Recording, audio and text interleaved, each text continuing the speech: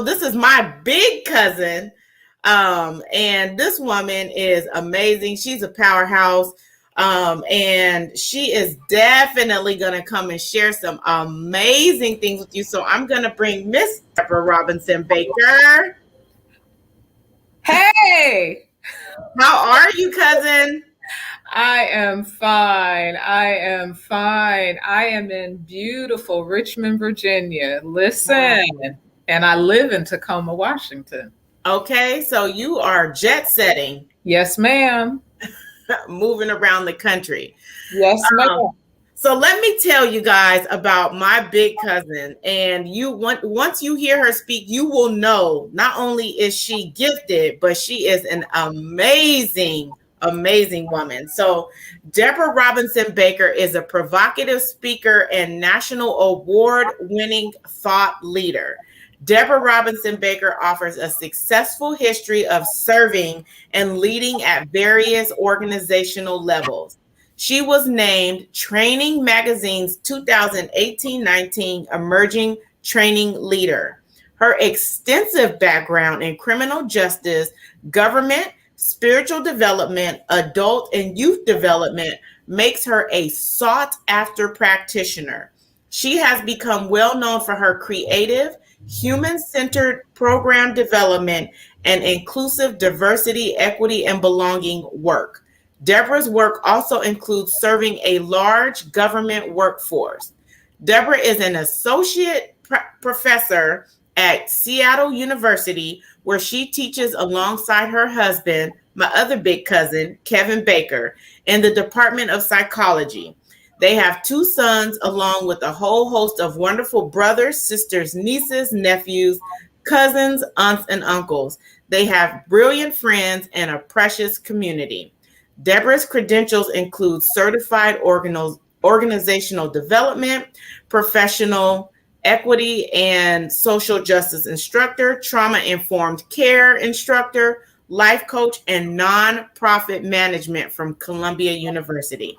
So I would like to introduce you all to Debra Robinson Baker. Hey, cousin, how are you this morning? Hey, darling, I'm fine. I am so proud of you. Let me say that publicly. I'm like, do the thing, girl. Thank you so much. You know, one of the things that I know about you is I've really watched you as well and just really step into your gifts. So tell us more about what your gifts are. Woo. So let me tell you, let me say it this way. I am one that is in purpose, on purpose, and for purpose. Come on. Right? In purpose, on purpose, for purpose. My gifts are varied. My heart is around people because we are the Father's heart, period. Right.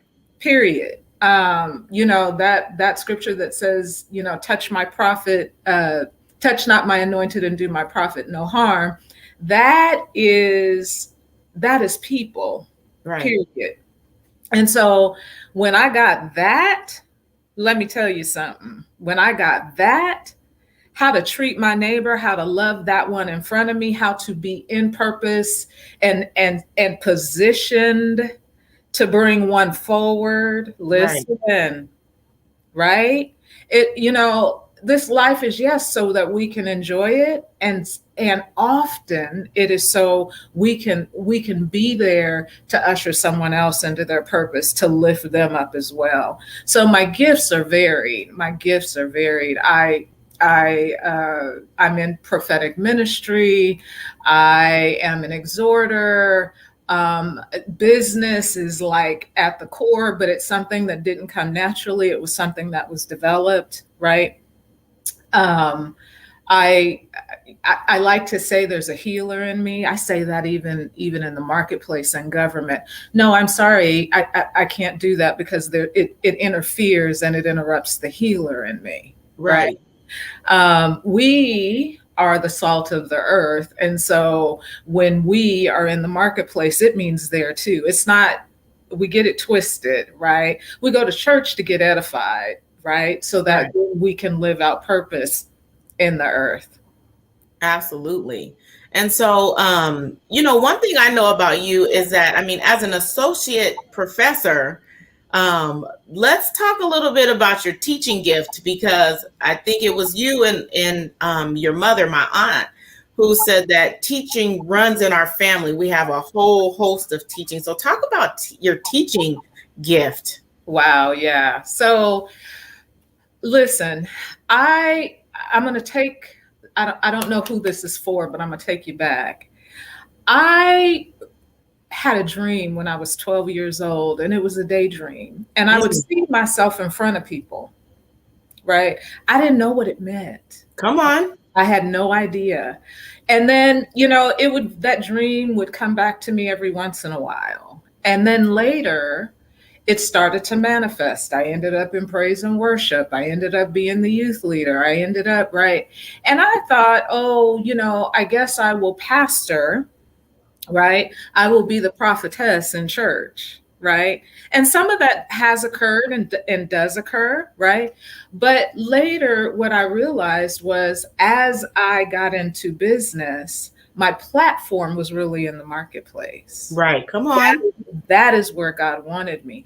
The prophetic shows up there as well. So coming to teaching, then I did the things that were in front of me to do. I developed the programs. I was the youth.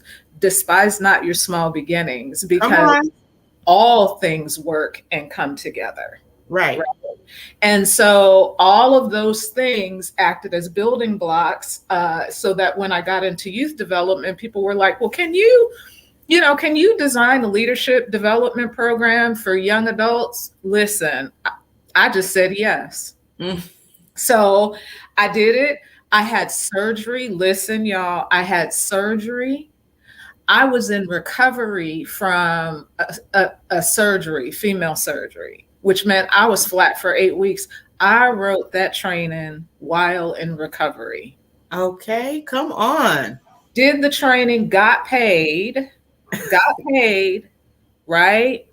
Thousands, got paid, Okay. did the training, and even before then realized that there was a teacher in me, that Mhm. that I wanted to make concepts, theories. I wanted to see people grow and be at their best. And there was no better way to do that or what better way to do that than to provide education, like to instruct. I don't have a teaching degree. I have Right. these other credentials, right? Hmm. That then still ushered me very, very much so into teaching. It was a great surprise to me when government came and said, we have an emerging leaders program. We would love for you to redesign it if you would, or teach it actually. And then I saw that it needed redesigning. And so I did that. I had 30 adult participants at any one given time. And it was phenomenally successful. And Mm. it was about teaching people how to sit very well in the seats that they were in, but also how to transform themselves so that they could be their best selves. There were men that would come to me and cry and say, this has changed my entire life. My wife says I'm a better husband Mm. because of this government course that's teaching me leadership skills, that's teaching me coaching skills, that's teaching me human centered design, right? Right. But listen, when the anointing is on your life, right? Um, God just shows up in these amazing ways. And I don't quote chapter and verse when I'm teaching. However, as a messenger, I live it. And so people see it, right? Right. And there's ways to speak life into somebody without quoting the chapter and the verse. Right. Definitely. And I think one of the ladies was on here yesterday and she was saying that she was sharing some information with women that she was coaching and using the scriptures, and the people were like, where'd you get that from? And then she was able to move forward in that. And so when I hear you speaking, I hear of the teaching gift, I hear of the leadership. gift in you, the exhortation, just really lifting people up. So talk about what was going on, or what happened when you got the emerging, the Training Magazine 2019 Emerging Trainer Award. Ooh, there was a lot going on. So I'm gonna take you all some places, if you will. And here's what I want to say about the word educate. The word educate, and I learned this very early on, means to bring one forward. That is one of the definitions. So Mm, when I'm educating, I see myself, Frankie, encouraging you, pulling you, asking you to come forward into who you are meant to be, into who you are called to be, right? So one of the other things we've done in this program, is we've also helped people to understand and to design their purpose statement, okay, for their lives. That's important, their mission and or their purpose statement. So um, here's what I'm going to say about that Emerging Leader Award. So prior to that award, about a year prior, I had endured something very horrific. It was racist, it was discriminatory, and it was happening right in the workplace. And it was geared towards me, right? What I found out later was that I wasn't the only one, but my situation was the most egregious. And hear me, when I tell you I had done nothing wrong and that I was outperforming all of my colleagues, I'm telling you, I was outperforming my colleagues. It was racist. I will be transparent and tell you that, in fact, they had fired me mm, because this is going to bless somebody's whole life, right? And during that time, I knew that I had a case, right? I knew I had a case.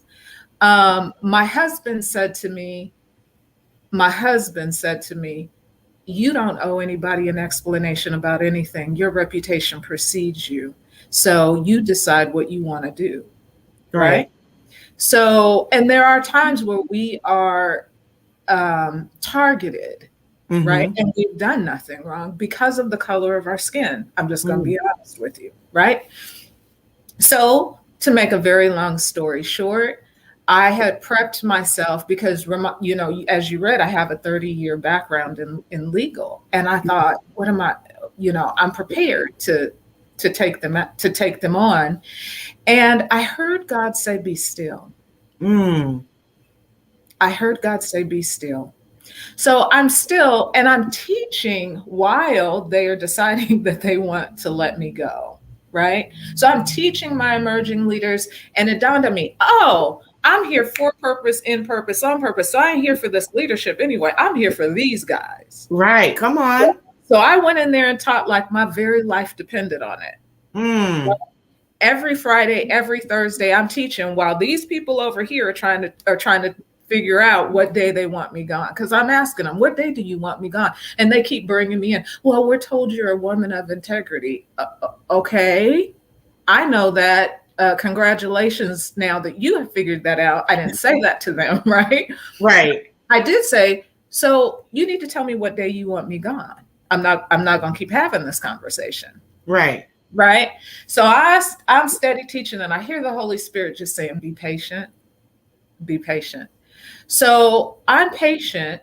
And to make a very long story short, the very people that were trying to fire me ended up being fired. Mm, I saw them walk out the door. Two of my colleagues called me out of class. I was teaching, y'all. Hear me. I was going in there and I was giving them everything I had. mm, And my two colleagues called me in from a break. They surrounded me. They were both Christians. And they said, we just need you to know that that person is no longer here. And I said, what are you talking about? They said, they've been fired. mm, And they said, and we want you to know that while your situation was not the only one, it was the most egregious. mm, They reversed everything. mm. And Come when I on. say everything, I mean everything. Right. Okay. So I'm like, and I'm I was trembling in my boots. I'm like, oh my gosh, and I just remember going into a room and bowing on my knees and crying and just thanking the Lord. And I tell you what, it wasn't even 6 months later, I got notice from this national organization and probably international that said, you have been nominated and selected to receive a national award for your work within this government entity. Come on. So new leadership came in, saw and heard what had happened to me, and they were white-bodied folks, apologized, said, and what can we do for you? I said, well, I need a certification. Okay. And what else would you like? Come on. Well, I think, I don't know if you've heard, but I've received this national. Yeah, we did hear. So we will be sending you. We will be paying. And if there's anything that you want while you're there, please let us know that too. Okay, come on, Favor. You hear me? Favor ain't fair. You hear me? Come on. After that, my supervisor at the time said, this was atrocious, and I wouldn't blame you if you just decided to, be where you are. She said, but we would really like you to actually be the manager of the team, basically, that I was fired from. I was like, well, no, I'm good, right? And then, I remember I was sleeping and I woke up and I was like, oh, I could do it on a temporary basis. I can be interim. Mm-hmm. I don't have to do it permanently. So I said, okay. That came with a pay increase. Okay, come on. National award, pay increase. They said, well, so I'm doing that. And I decided, well, I don't think, and I did it for a year. So it's now on my resume, y'all. Right. So I'm like, well, okay, I don't think that I want to do this anymore. And my supervisor, actually, I hadn't gotten there yet. My supervisor said, you're doing an outstanding job. And if you apply for this and you want it, great. But we really think your skills could be used across the enterprise. So would you become an organizational development practitioner? And I kept thinking, well, because, I was trying it on and I'm like, I'm not seeing how that really fits my purpose. Mm-hmm. Right? I'm like, I don't know. But I'm slowly saying yes. And it feels, y'all know how you have that coat that feels too tight, that piece of clothing. And it's like, I don't know. But I'm in it, right? I'm applying. I get the job. I'm doing the job for about probably 6 months. And I'm like, okay, I can lean into it. But listen, I got then deployed to work in COVID. I worked in COVID 9 months. When I say it pulled on everything I had, it pulled on the ministerial, it pulled on my educational pieces, it pulled on my organizational development pieces, it pulled on my legal pieces. I was in the height of the pandemic, pushing out information to the community, right? Getting phone calls at 11 o'clock at night. We think we're COVID positive, right?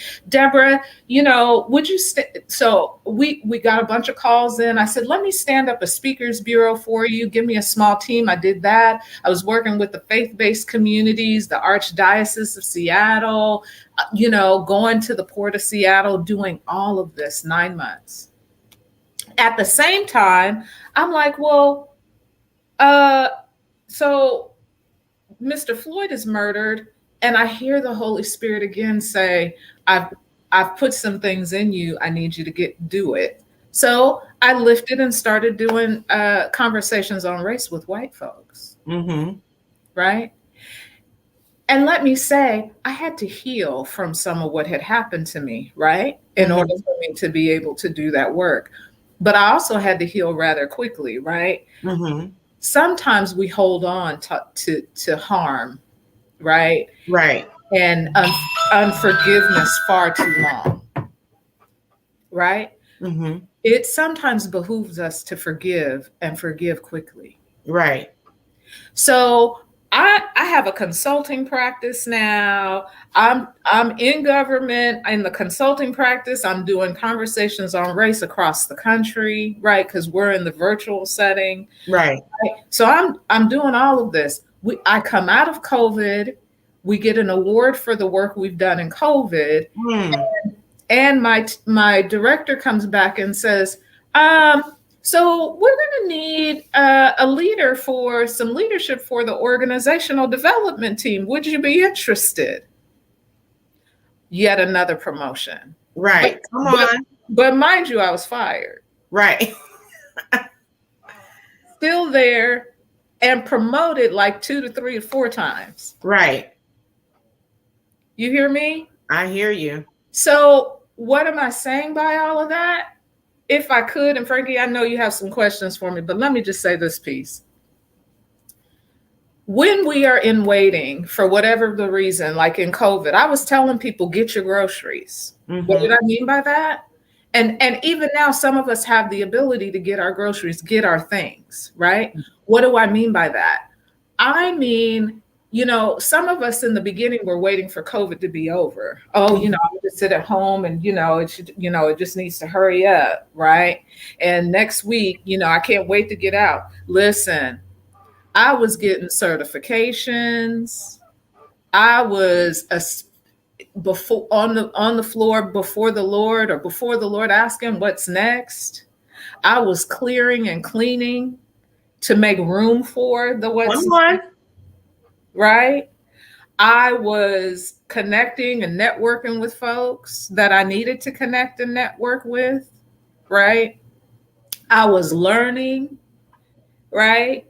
Like, it is so important for us to make the most of the opportunities, Right. of the time that we have, right? Absolutely. This is a time, you all, for those of us in the marketplace, to ask your employers, what certifications, what's the training budget? Like, develop yourself on the dime, right?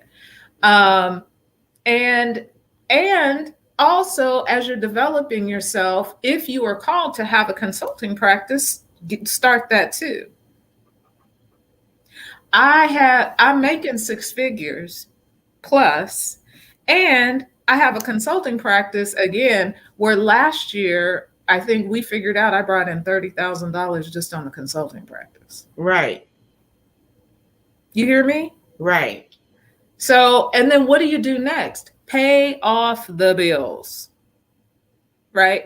It's great, to enjoy it. Yes, I'm going to do that, but pay the debt off. The only debt we have, or, especially in my name, will be the mortgage that we're paying. Right. All my credit cards are paid off, or will be paid off shortly. I just, for this trip, did a little bit, and then the car's paid off, right?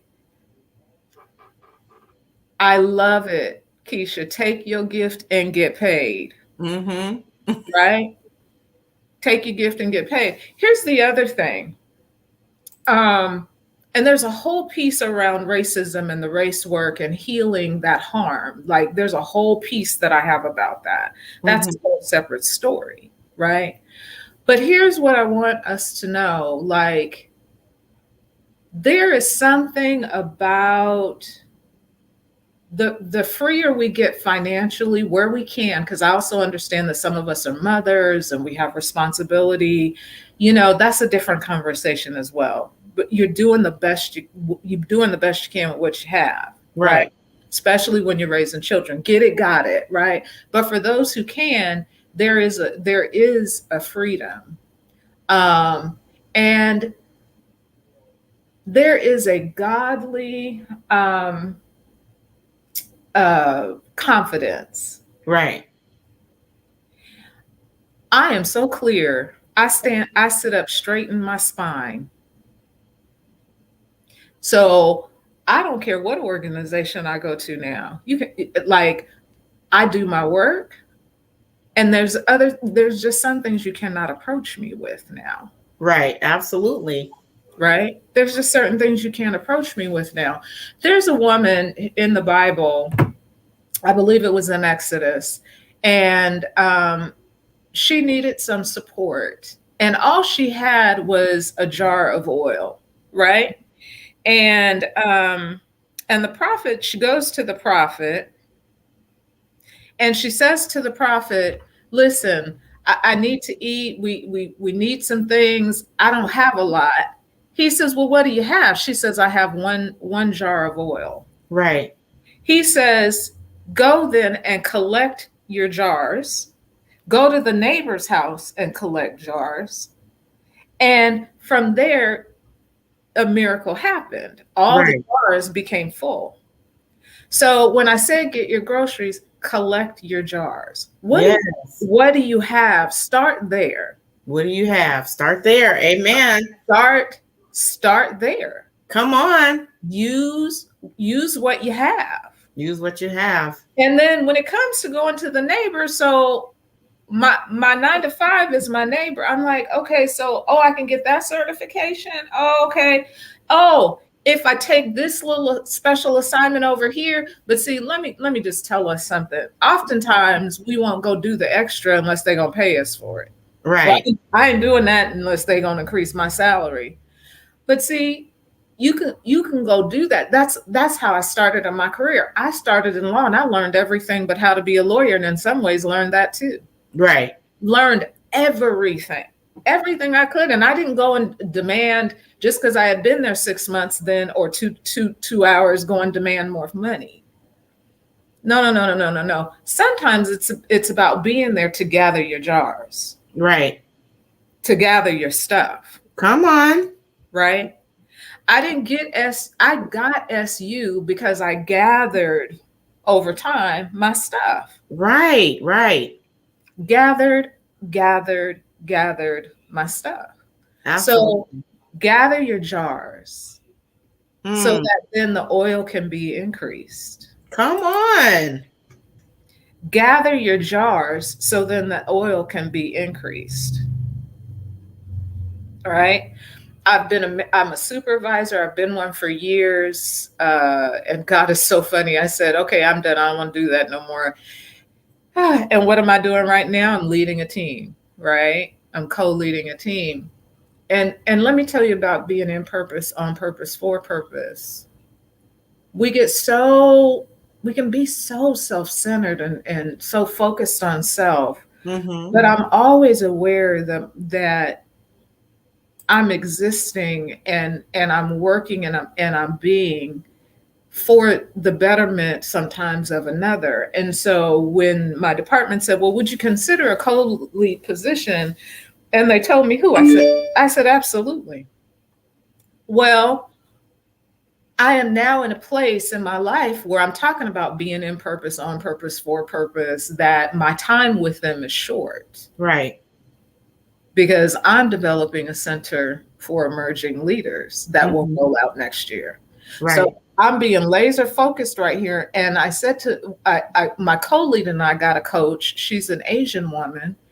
And in this time of where we are in the political landscape around race, it's unusual for a Black woman and an Asian woman to be leading together. Right. So what I realized is because I could say, well, I could do it myself. I don't need a coach, we don't need to do that.